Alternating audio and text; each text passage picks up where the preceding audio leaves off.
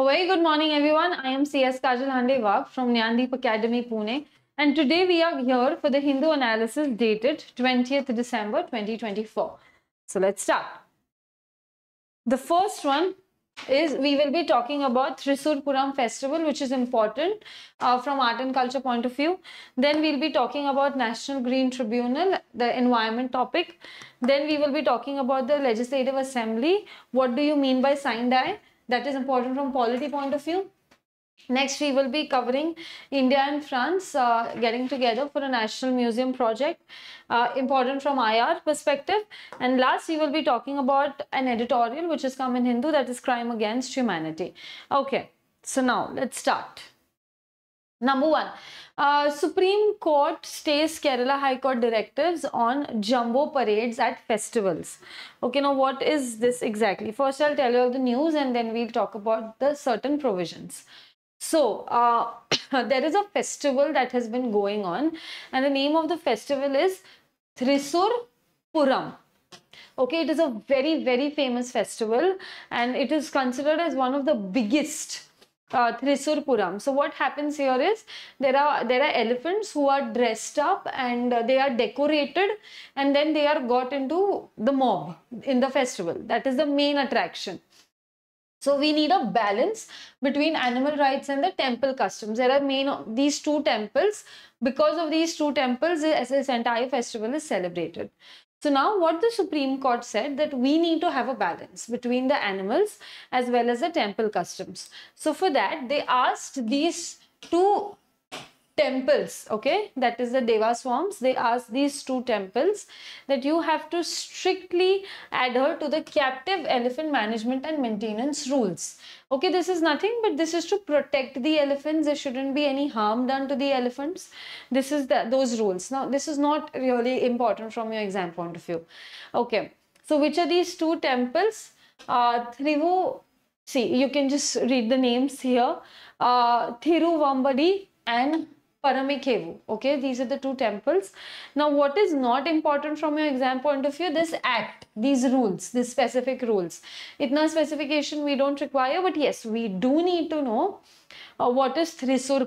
Okay, and also we need to know certain acts that are there to conserve wildlife, to conserve environment, but not such specific one. Okay. Now, they are hosting centuries-old annual festival, these two temples. They had approached the top court. This happens in Kerala, okay? So, they had approached the Supreme Court. Why? They went against the Kerala High Court. Now, why? What did Kerala High Court decide? Kerala High Court had given a direction. They had given an order that the elephants that are parading at the festival should maintain an exact distance of 3 meters from each other. Okay, so yes, this sounds a bit awkward, but that is what the Kerala High Court had given an order, that a 3-meter distance has to be maintained between the elephants, okay, so that during this entire parade that goes on. Now, and against this, these two temples had approached the Supreme Court that how is this really possible? So the Supreme Court said, how do you expect an elephant to maintain a 3-meter distance? It is obvious that they will keep moving, they will keep shaking.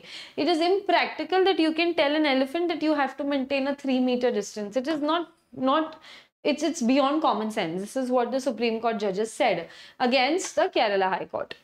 The court cannot go on supplementing. There is a rule-making body. Now, this is very important. This is what the Supreme Court said. I will explain this to you. There were no complaints of violations. Directions cannot be just issued in vacuum. This is what Justice Nagaranthan observed, the Supreme Court judge. Also, the management committees of the temples as well as the elephant owners, they have really appreciated the decision of the Supreme Court, which has gone against the Kerala High Court. So if I tell you in brief, in short, during this Thrissur festival, we have herds of elephants and the mob. The elephants are nicely decorated and everything. And this is a festival that is a 100-year-old festival and it goes on. These two temples are the one who organize it. So the Kerala High Court had given an instruction that the elephants should have a 3-meter distance between them to avoid any accidents. and no mishaps happened during the parade.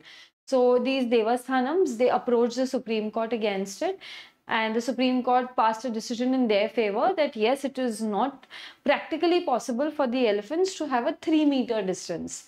It is generally not possible. You can't tell the elephants to do that.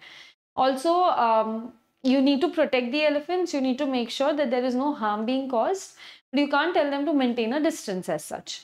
So both the Devasthanams as well as the elephant owners are happy with this decision of the Supreme Court. And also the Supreme Court has specified that the High Court, it cannot make any new rules. We have a rule making body, that is our legislature. Okay, we are the judiciary. We are supposed to interpret law. We are not supposed to make law. This is what the Supreme Court said. Okay, now we will talk about separation of powers. Now, what is separation of powers? As the Supreme Court said, the judiciary cannot make laws. We have a rule-making body that is called as legislative. This is a rule-making body. They make rules, okay? So, if we talk about legislative, they make rules. If we talk about executive, they implement the rules. Implement rules. And last is the judiciary. Judiciary, it is important for law enforcement. Okay, so these are the three powers that our constitution has been divided into. Number one, legislature, who makes the rules, the parliament, the people sitting in the parliament. Number two, executive, the ministries who implement the rules. And number three is the judiciary, the courts, the district courts, high courts, supreme courts. Okay.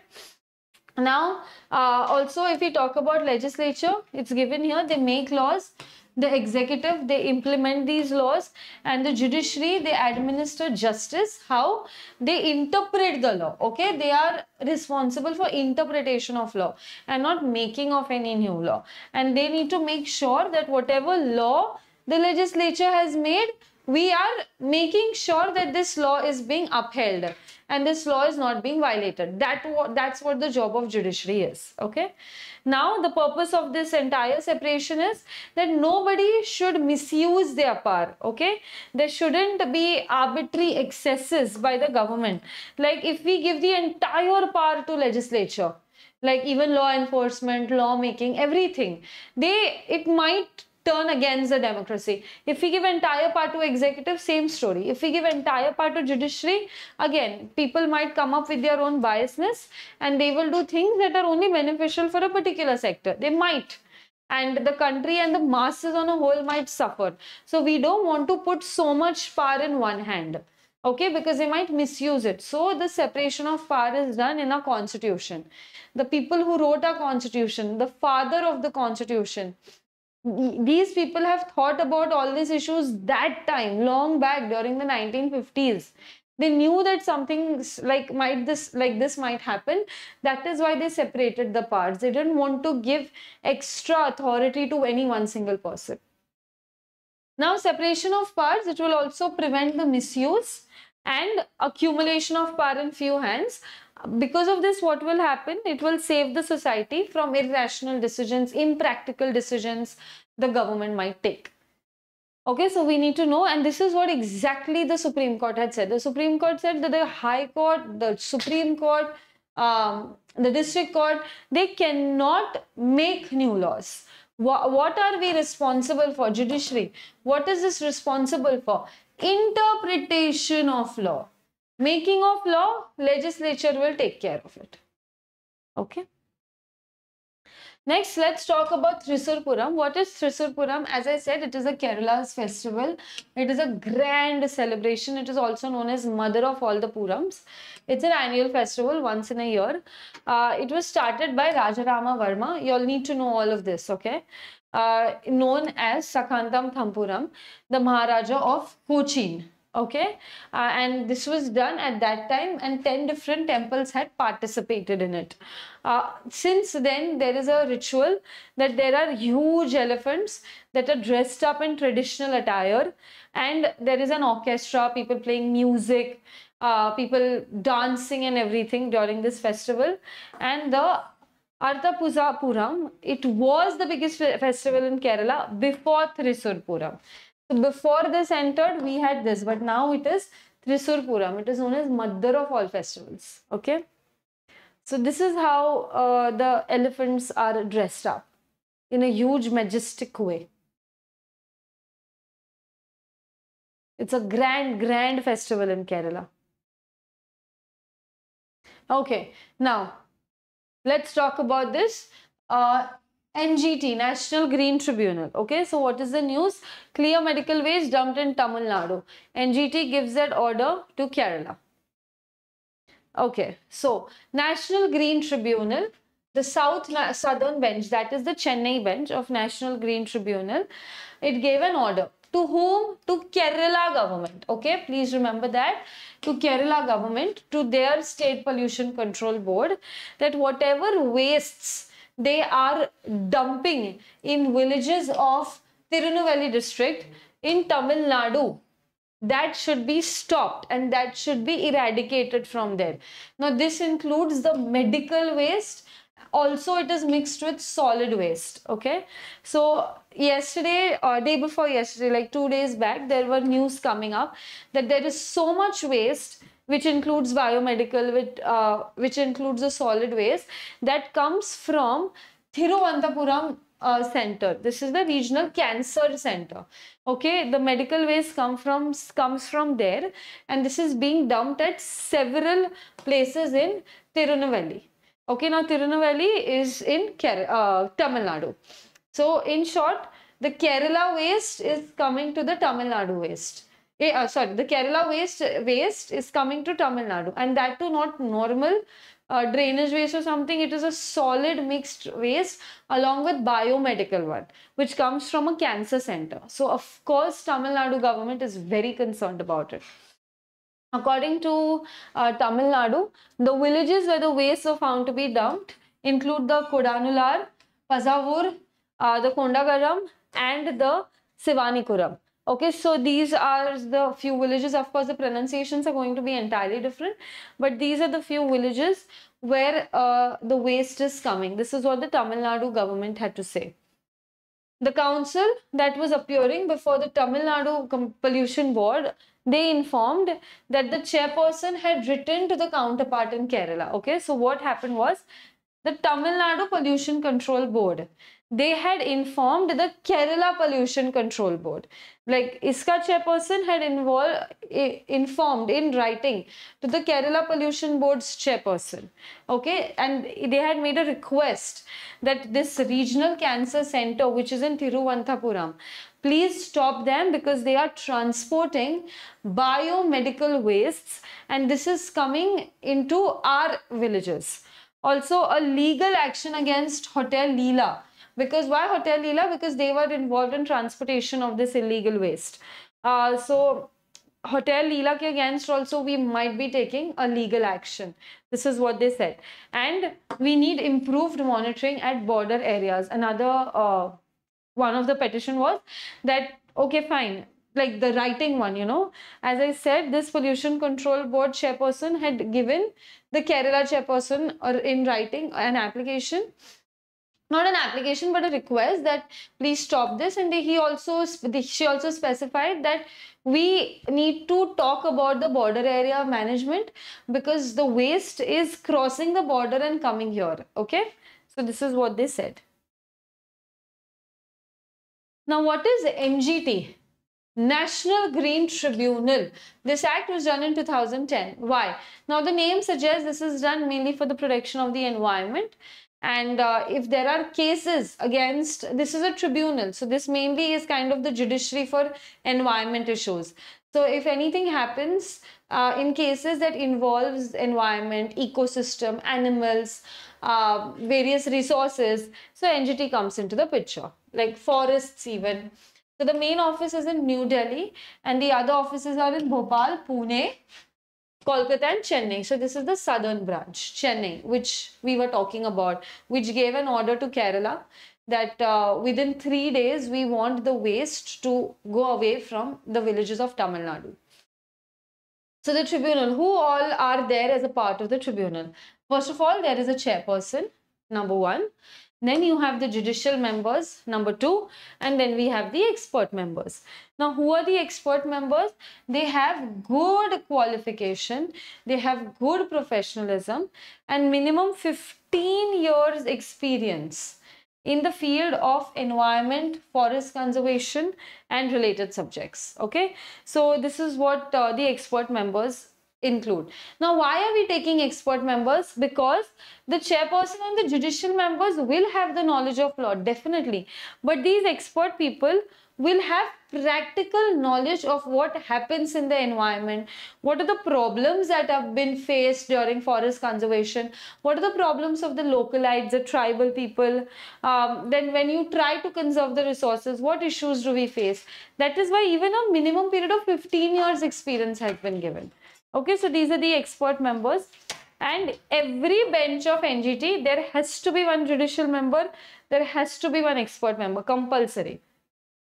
So the chairperson has to be there, judicial member has to be there, expert member has to be there. This is the minimum, there can be more, there is not a problem. And if we talk about the chairperson, now who is the chairperson? Again, a very senior person, because it is a tribunal, it is a judiciary body. So the chairperson is also going to have a judicial background. That is, he is a retired judge of High Court. Sorry, Supreme Court. I'm sorry. He is the retired judge of the Supreme Court. Retired, not sitting. He has been retired. And the other judicial members, they are the retired judges of High Courts. Okay, so the chairperson, excuse me, the chairperson is a retired judge of Supreme Court, the judicial member has to be the retired judge of High Court, an expert member having professional expertise of 15 years in the environment field. Okay, so this is the composition of NGT. It has 4 places, Bhopal, Pune, Kolkata and Chennai. Okay. Next is amid chaos, Uttar Pradesh Assembly adjourned sine die. Okay, so now honestly a lot has been happening in the parliament. There are protests, there are people, leaders getting injured because of a statement that our home minister passed. So the opposition is not really happy, or the opposition is not really welcoming to that particular statement, whereas the main leaders, they say that there was no intention of passing such a statement against B.R. Ambedkar. There was no intention, but the opposition is trying to just turn and twist words. So this is what has been happening in the parliament, and the effect has been seen even on the legislative assemblies. So we won't much be talking about this entire political scenario.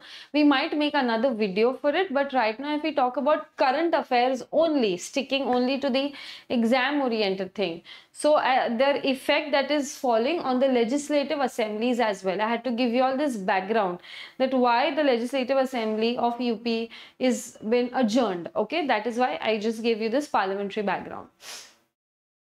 Okay, so the winter session of UP Legislative Assembly, again, it was adjourned indefinitely. Indefinitely, matlab, we don't know when will it resume.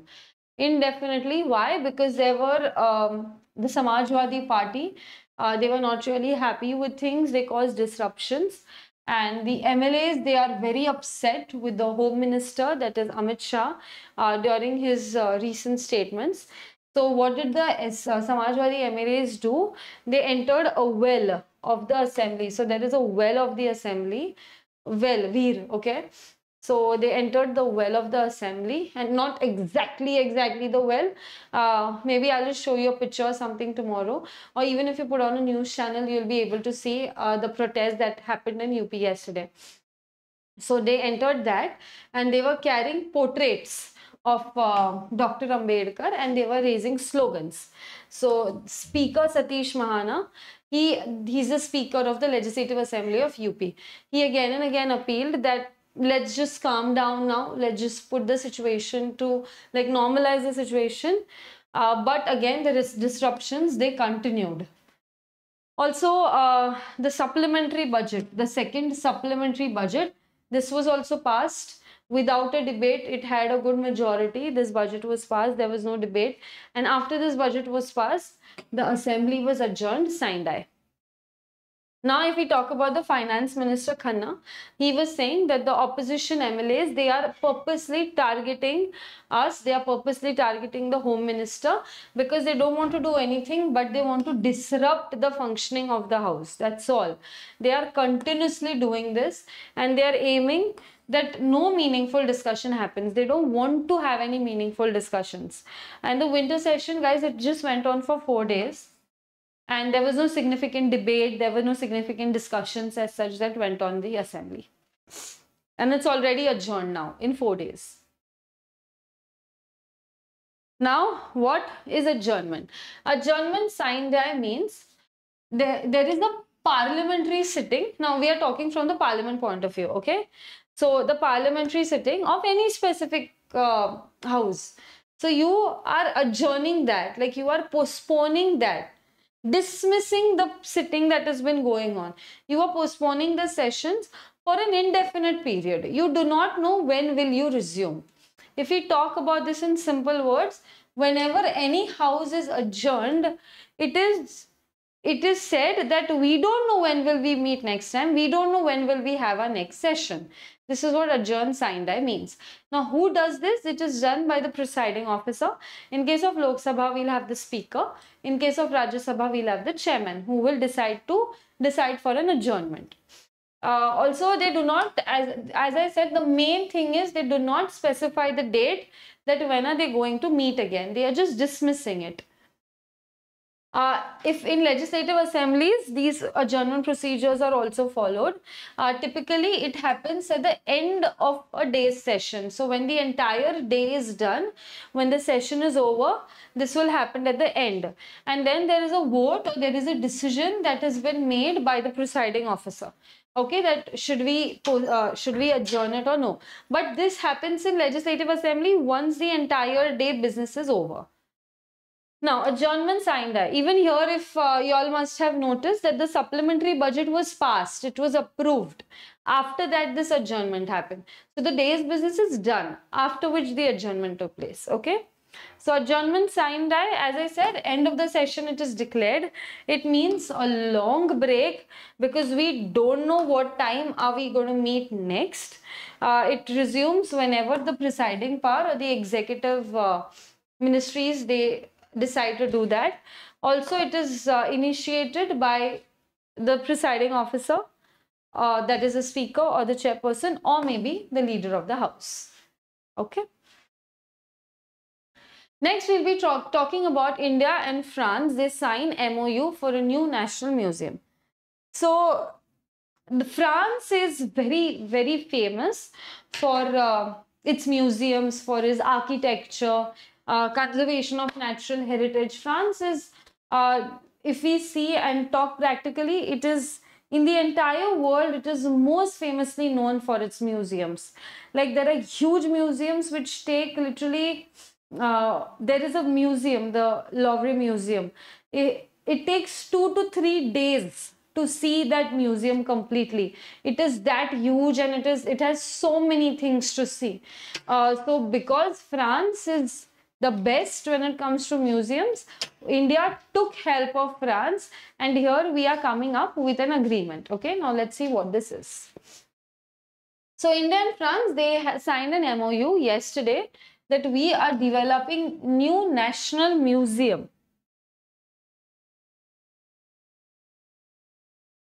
Yeah. We are developing new national museum. And how is this museum going to be? There is a museum, the Louvre Museum in Paris, which I was just talking about. Paris is in France, okay, the capital. So, Louvre Museum in Paris, that is like our inspiration. We are looking at that and we want to create a museum similar to Louvre in Paris. Now, where do we want to do this? Of course, in our national capital. At the historic North Block and South Block. This is where we want to do it. Now, the museum has been named Yuga Yugin Bharat. Yuga Yugin Bharat. And once it is done, it will be the largest museum in the entire entire world. That is the reason we are taking the help of France. We can have our own museum, no doubt, but because we want to do it the way Louvre Museum is in Paris, it's beautiful, it is unbelievable that such a museum exists. It's like one of the best thing a human can see. It is that beautiful.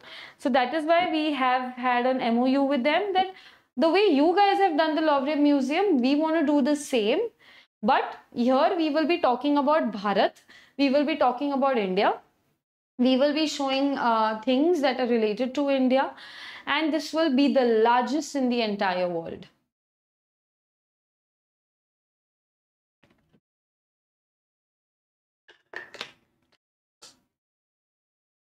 And where will this be situated? The North Block and South Block. Okay.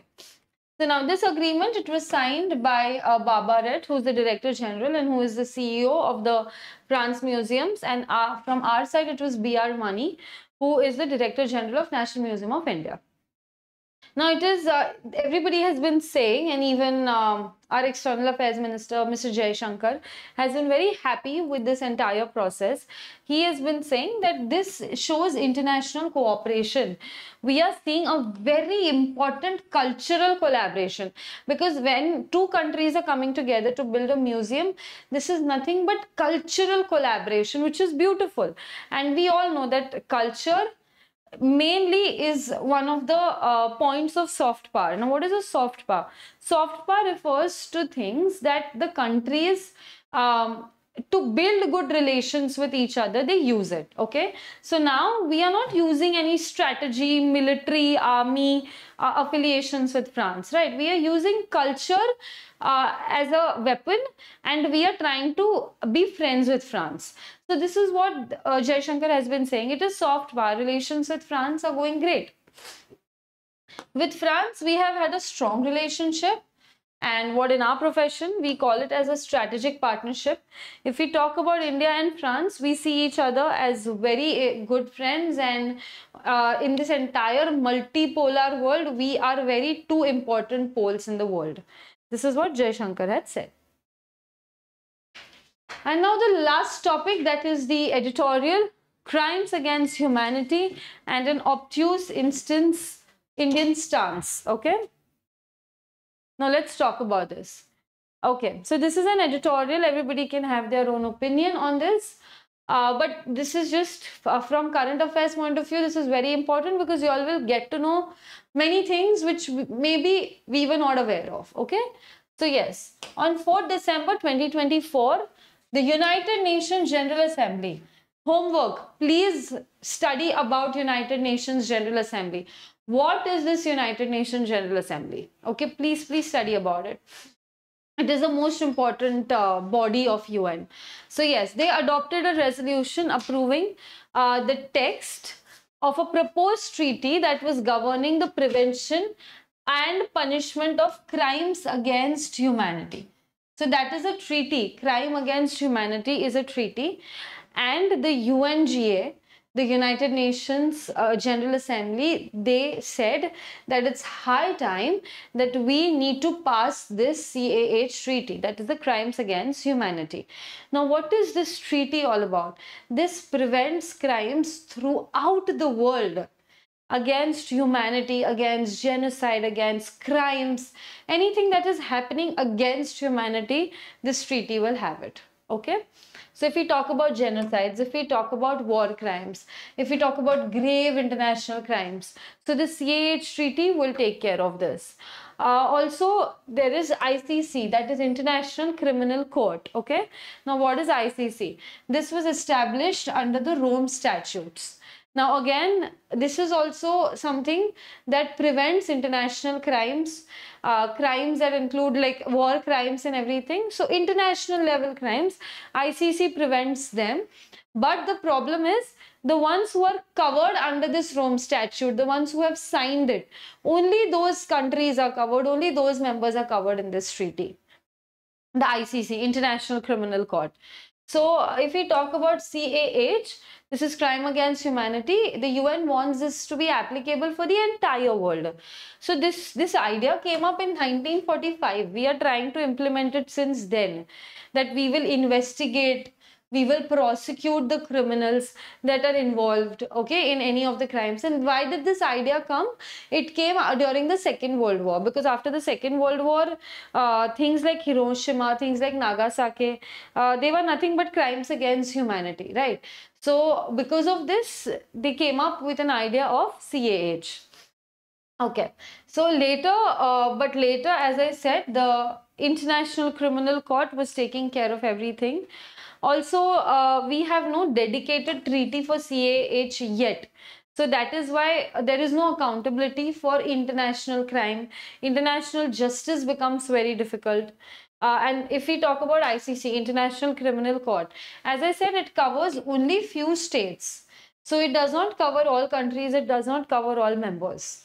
So the members who are not, who are the non-members of ICC, they don't get any punishment.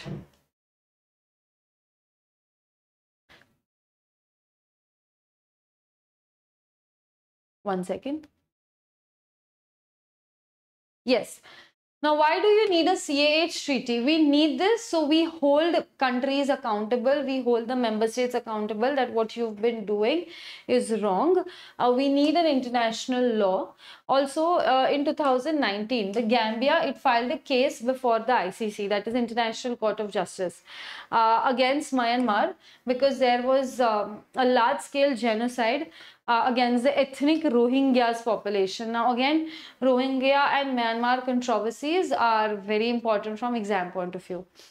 So India, if we talk about the Rome Statute, we are not a part of it, and we've been consistently against the ICC's jurisdiction and the powers that the ICC has. We are not really okay with it.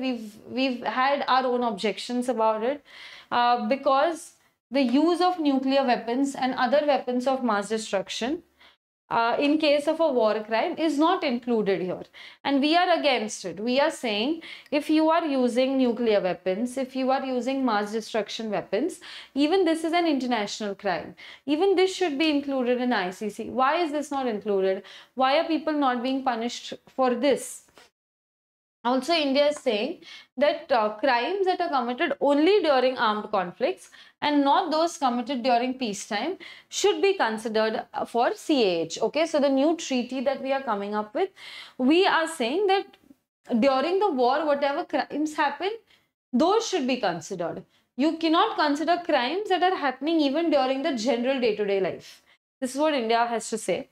And for the last 5 years, since 2019, we have consistently been arguing that there needs to be a detailed study. There needs to be a lot of discussion before a CAH treaty comes up. India also said that we need to talk about terror-related issues and we need to talk about nuclear weapons. Why are these two not included in CAH? The terrorism is a crime against humanity. Nuclear weapons is a crime against humanity. So why aren't we including them from CAH? Right now they are not included. They are excluded. That is why we are not very much okay with this treaty. We do not have a domestic legislation that prohibits international crimes. India, personally.